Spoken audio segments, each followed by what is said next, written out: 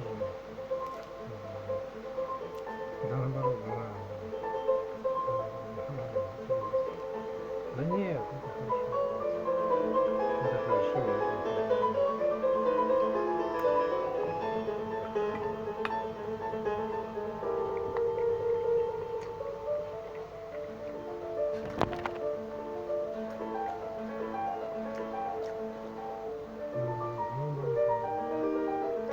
Наоборот, лучше.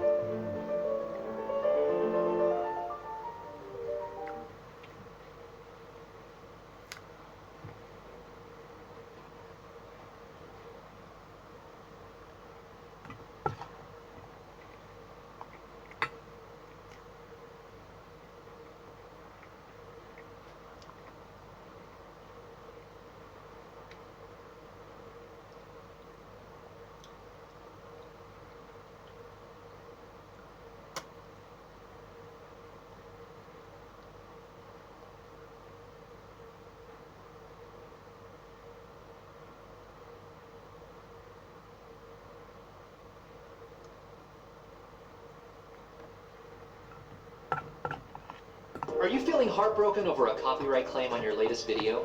Look, it's not you, it's YouTube. Here's the deal, guys. There's new laws that are coming out that are forcing YouTube and other social media platforms like Twitch, Facebook, and Instagram to be more strict with their copyright flags. So don't let your video get taken down. Sign up for Soundstripe today.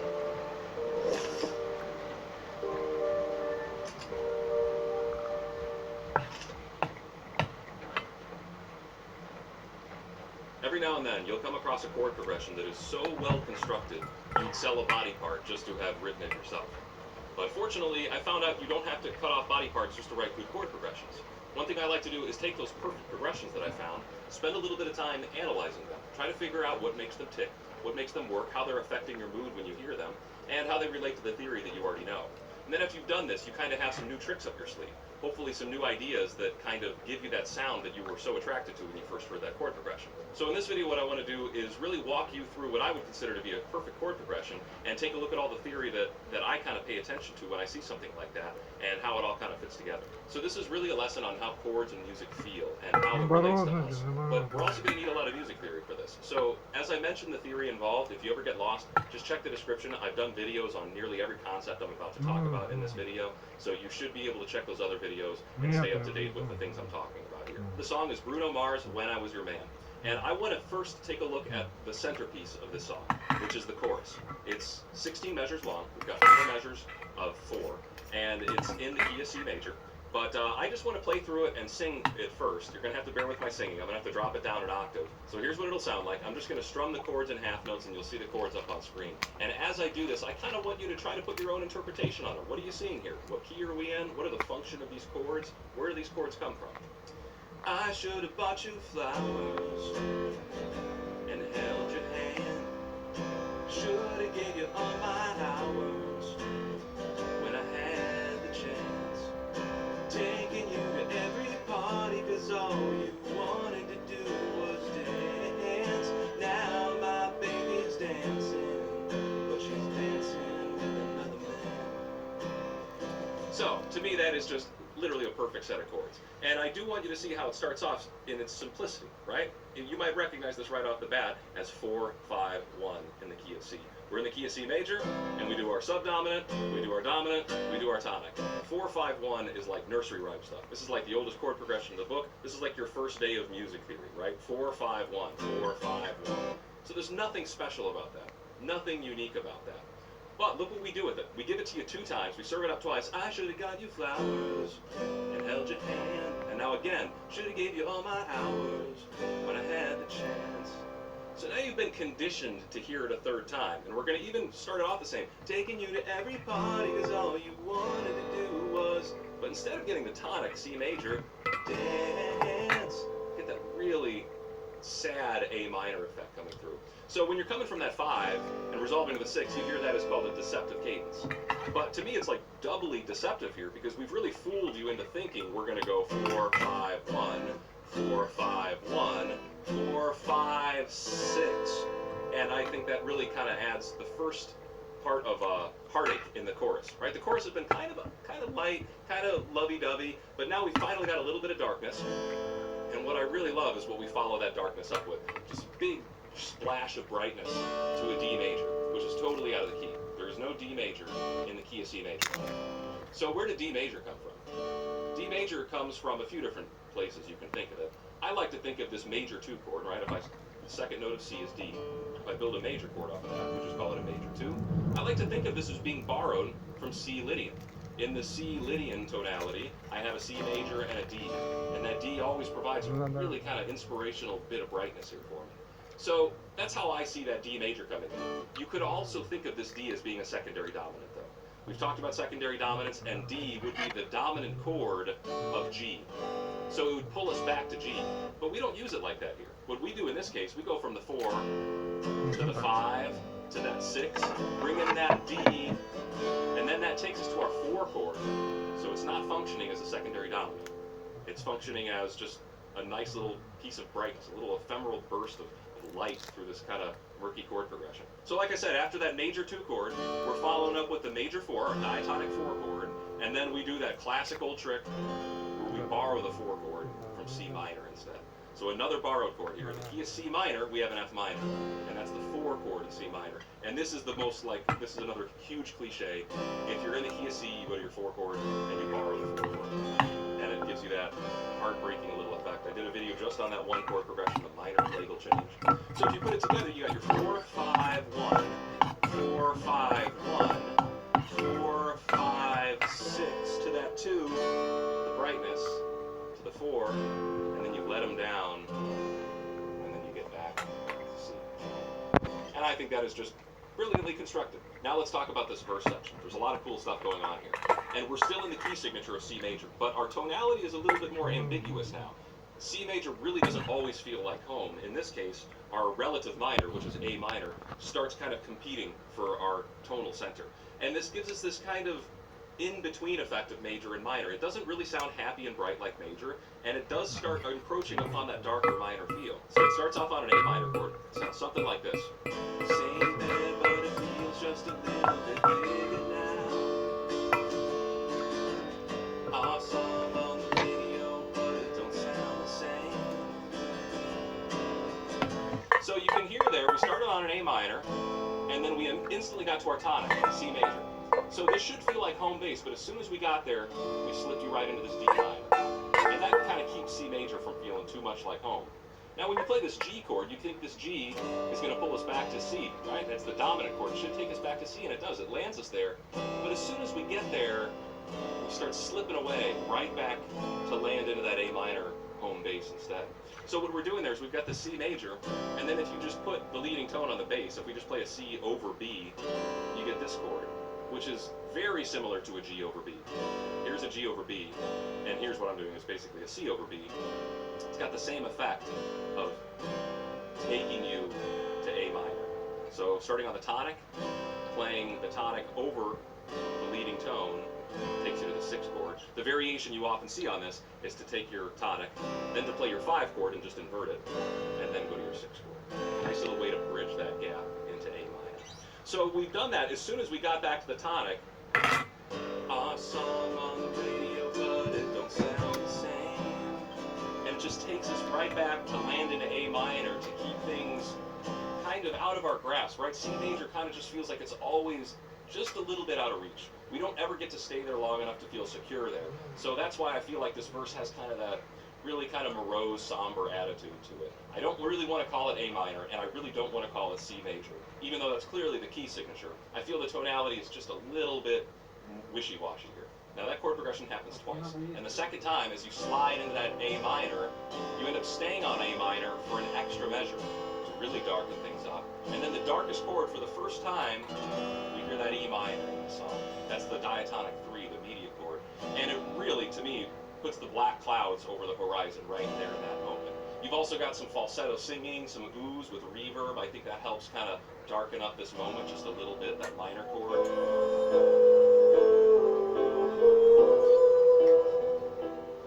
So we've got an A minor to our E minor, And then here's the real joy chord, here's the real magic trick chord. We go straight to a E flat major. Too dumb, too young to realize. And it takes you to a G suspended to go back to G. So where the heck did B flat come from? Right? That's a tritone away from E. Here's E minor, and we jumped up a tritone to get to B flat. And that's a very disruptive chord, but I absolutely love the effect here in the song. It's this very quick little inspirational moment. You can feel a little bit of hope, a little bit of optimism. And the way I see the function of this B flat is coming from C mixolydian.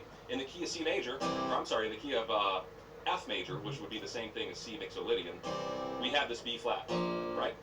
So in C mixolydian, I can go C, E flat, C. And that's a pretty common thing to do, is to borrow the flat 7 major chord. And in my opinion, that's really just the only function here, where it's not a tritone substitution, it's just a really good usage of a disruptive and surprise borrowed chord that can take us to our 5 chord, our dominant chord, to take you to C. But they don't take you to C. Remember, the chord starts on F, so it kind of takes us a little while to get to our tonic in C. So just more delayed gratification through the use of these chords. Now there's a nice little bridge section in this song as well, and we start off on the 4 chord. Bridges a lot of times don't start on the tonic chord, they'll start on something like, you know, something other than the 1 or the 6, and that way it kind of prepares you for this long journey to get back to one of those tonics. So we've got F for 2 measures, and then we've got this G for 2 measures, and then we've got a classical walk down. We'll do our C, and then we'll do our G over B, and then we'll do an A minor, and then we'll do a G major. So you can see the bass just walks down there, C, B, A, G, and that usually kind of gets you ready for an F, but they're going to play a trick on you here. They're going to do the C, B, G over B, A minor, G. They bring in that borrowed 2 chord. Huge flash of brightness. And then this is what's really mind-boggling to me, following that right up afterwards with a D minor 7. So we went from a D major to a D minor 7, and that's going to take us to our 5 chord again to help us go to our final chorus. To me, it's very strange to see major and minor chords right next to each other like that aren't in the 4 position. You see it a lot in the 4 chord. We already saw it, right? We went from F major to F minor. But here, we're off of the 2 position. In the key of C major, all of a sudden to see a D major and a D minor 7, I find pretty strange. So I actually kind of think of this D minor 7 as just being an F over D. To me, that makes more logical sense. I don't really care what you call it, and I don't know if I'm missing something on the functionality of this, but to me, it feels like a 4 chord. The 2 chord, this D minor 7, includes a lot of the notes of my F chord. So I'm really thinking of this, me personally, I'm thinking of it as borrowing the 2, and then going to a 4 with D on the bass to take me to my 5. That, to me, functions more traditionally than taking a 2 chord that's major, and then taking a 2 chord that's all of a sudden minor, and then going to the 5. Even though that totally works fine, you can think of it either way. Now this last chorus provides some really great contrast to our previous choruses. The melody slightly changes, the lyrics slightly change, and the chords slightly change. So now when this D comes up, he's singing, "These are all the things I should have done," to the F minor, "when I was your man." Now normally we end there, but we can bring in that D again to kind of clue us off again, to bring it in, "These are all the things I should have done when I was your man." So you give them the double ending like that, by bringing in that surprise 2 again to once again resolve to that F, to the F minor, and then back to C. And the last thing we have to talk about the song is the intro, which I find really funny. Remember that weird thing I told you about D major to D minor 7 to C? Well, that's basically the intro. The weirdest thing, in my opinion, in the song, they put right at the beginning of the song. It starts off with a D7, and then an F over a D, and then to C major. And then again, D7, Женщины, кто их поймет, кто их простит. And you can hear this little chromaticism. That's what gives it its interest. You've got this F sharp, you've got an F natural, and then you've got an E. Coincidentally, that's also kind of very similar to what we're hearing when we play F major to F minor to C major. There we're getting an A natural and an A flat to a G. So they almost function the same, right? Listen, here's D7, D minor 7, C major. To me, that's almost a cousin to F major, F minor. F major to F minor. So hopefully this isn't too weird for you. I know I put a lot of subjective, adjectives on the way I hear these things and describe these things. but it's the only way I can teach this stuff, is how it relates to me. And, you know, I really encourage you to put your own assignments to these things. If I say something's bright and you hear it more as surprising, then definitely use that word, because that's how you're hearing it. But the important thing is to start really labeling the emotions that you're hearing and link them to the music theory you have. Because now I can kind of pull these tricks back up. I can say, hey, in that Bruno Mars song, every time I heard that major 2 chord, I really got like a sense of optimism, a sense of something good might happen. Now in this case, they took it away from you immediately. They give you some optimism, they pull it away from you to give you that kind of, you know, mournful love song in this case. But I know now that, hey, anytime I want to bring in some brightness and some optimism, I can bring in that major 2 chord, and I can go several ways with it. I could treat it like a secondary dominant, resolve it to its parent chord, or I could just treat it like a borrowed chord and kind of go anywhere with it as long as it works, as long as I like the way it sounds. Also, a thing that I think is worth learning from this song specifically is that tonal ambiguity, right? We're in the key of C major, but our verse doesn't start on C major, our chorus doesn't start on C major, our bridge doesn't start on C major, but there's moments in this song where C major feels like home base, and then we've got a lot of kind of confusion there where A minor starts, you know, doubling as our home base as well. And the effect that gives us is a lack of a happy, bright major tonal center. We start kind of, you know, going in between worlds there. And I think that's a good composition lesson to learn, is that, you know, if things are sounding too much in one direction, try to conceal your tonic, try to take away the value that your tonic has, and try to, you know, denigrate your tonic, and it might start, you know, creating a little, you know, tastes of those other modes. And the last thing I think is worth saying here on this song specifically is that it's just Bruno and a piano. That's it. It's pretty hard to write a hit song with 700 million views on YouTube that is just 2 instruments. You know, a lot of times you need support. You need bass players, you need guitarists, you need drums. This is just very bare. And I think what supports so well is this perfect chord progression. Obviously, you've got an amazing singer with Bruno Mars. The structure of the song, I think, is flawless. It's got everything where it needs to be. It's got all the cliches I love, and none of them are overdone. So I can't say a bad thing about this song. To me, this is the fun thing about music theory. You know, we've spent all this time learning about scales and modes and secondary dominants and chords. Well, like, this is why we've learned it all, is so we can better understand the music we enjoy, and we can better write music that we enjoy. We can take these things and apply them. So this is a new kind of video for this channel, and I haven't done anything like this before, but it definitely builds off of all of the knowledge that we have developed before. So if you like this video, and if this is the kind of video you'd like to see more of, just let me know in the comments, and I can do more of these going forward in the future. Thank you to all of my Patreon subscribers for making this video possible, and I will see you guys next time.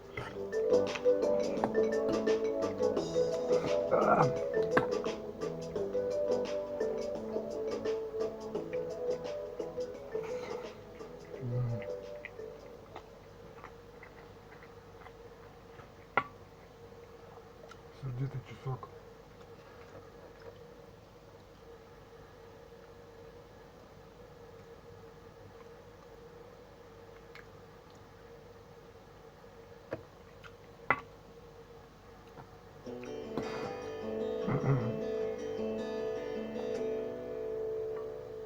Olá, eu sou o Everton Santiago, sou ilustrador, escritor e professor.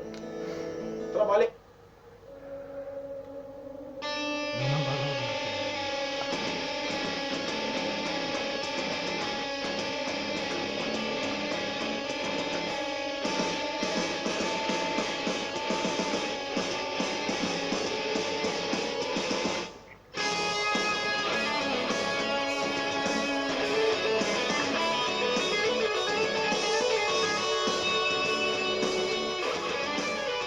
In the previous episodes of this series, we kept things pretty tame when it comes to time signatures. And what I'd like to do in this video, as we explore the Phrygian mode, is really expand our horizons when it comes to playing with time.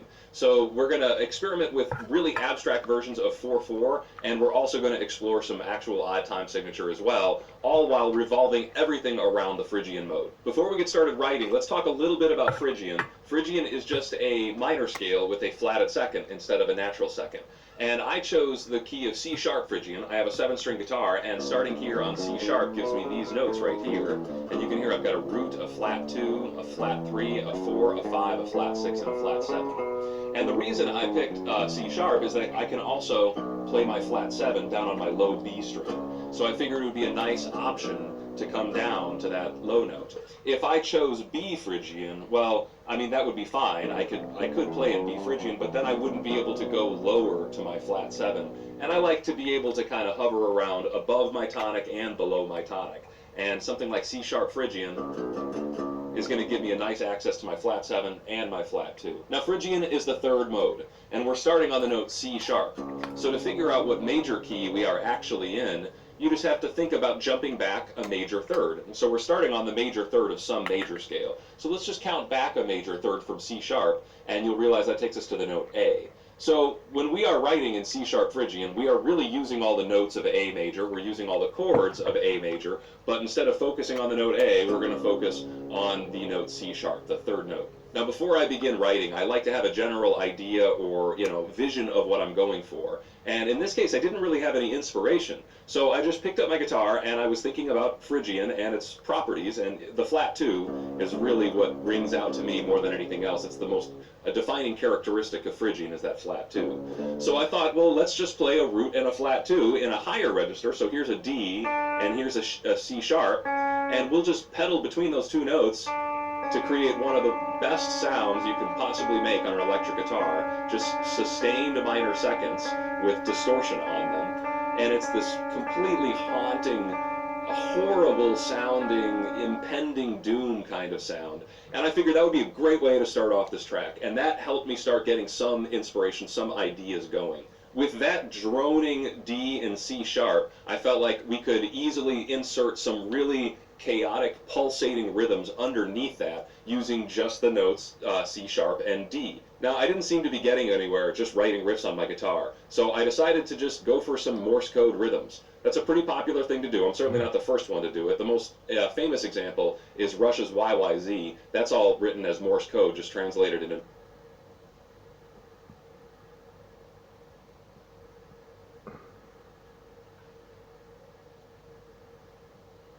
music. And there's no one way you can do this. There's many ways we could take Morse code and translate it into music. So here's what I did. First, I needed a really terrifying message, something that's going to just instill fear into the hearts of people. So I chose the phrase, "I love you." Now, anytime we have a dot, I chose to just represent that with a single 16th note. If there's a space in between words, I represented that with an 8th note rest. A single dash is going to be represented by a single 8th note. And if there's a gap between two letters, I'll represent that with a 16th note rest. Now at the very end, I had a little leftover time, and I figured I would just stretch it out to meet the end of a 4/4 measure. And that gave me this rhythm.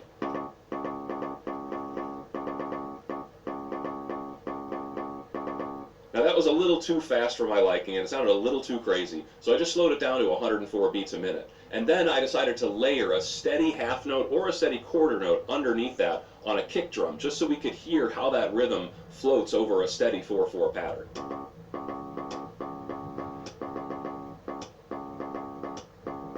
Now right now I'm doing this all on the note C sharp, but I decided to add in the note D as well, and I just peppered it in where I thought it might work well. A lot of times I use it on the last note of each one of these phrases. So, if we turn on the metronome, try to count that rhythm at the same time that we play that rhythm, what we get is this. 1, 2, 3, 4. 1E, 2E, a 3 and 4 and E and a 2, and 4E, and 2 and E and a 1E, 2E, a 3 and 4 and E and a 2, and 4E, and 2 and E and a. So it's a pretty disjointed rhythm, but it makes sense because we've got that steady 4/4 pulse going underneath it. And what I think is nice here is that it's not just 4/4, it's 3 measures of 4/4, which is slightly weirder than 4 measures of 4/4. We normally see things blocked in 4. So we're getting into some kind of weird territory here by having a really crazy rhythm that's blocked into 3 measures of 4/4. So that idea took a while to get just right, but then I was able to stretch it into several different sections for my song.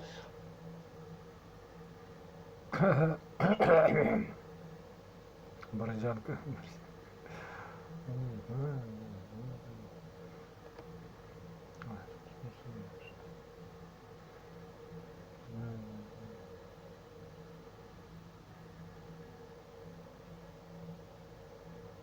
Ну нет, ну наоборот.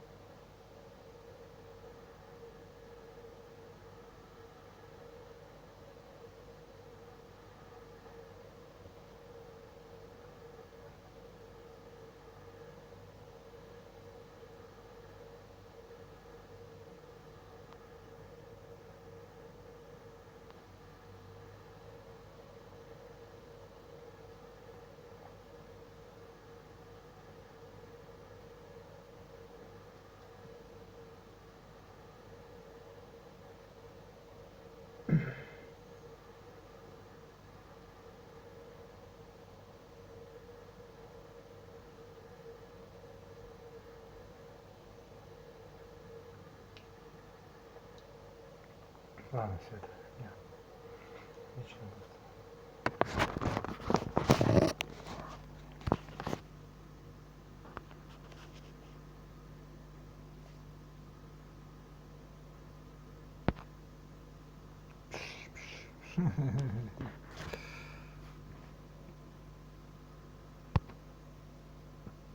Все нормально, я все.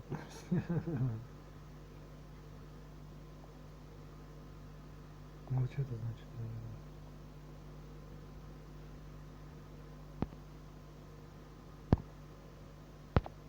Да наоборот. Да наоборот, что ли? Ну нет, я все равно не понимаю ничего. Да наоборот, не знаю. Да наоборот. Да. Ну неужели да? Ладно. Я узнаю.